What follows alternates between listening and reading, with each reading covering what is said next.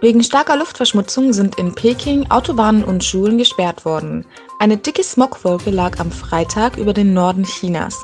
Die Sicht betrug laut Meteorologen stellenweise weniger als 200 Meter. Erstmals besuchte eine Delegation des EU-Parlaments Taiwan und sichert dem Land Solidarität im Konflikt mit China zu. Die Führung in Peking reagiert gereizt und kritisiert die Botschaft der Parlamentarier scharf. Der türkische Außenminister Çavuşoğlu stellte den neuen Haushaltsplan für 2022 vor. Anschließend betonte er, dass die Türkei eine respektvolle und nutzvolle Beziehung zu China pflege. Trotzdem werde man auf internationaler Ebene weiterhin die Grundrechte der Uiguren unterstützen.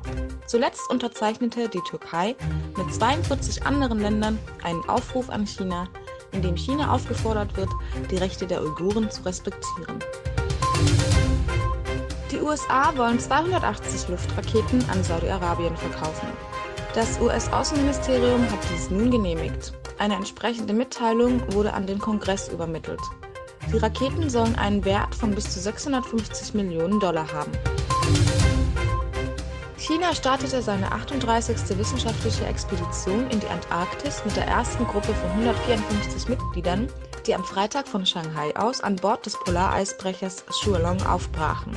Die Mitglieder werden Forschungen zu atmosphärischer Zusammensetzung, Hydrometeorologie und ökologischer Umwelt als Reaktion auf den globalen Klimawandel betreiben.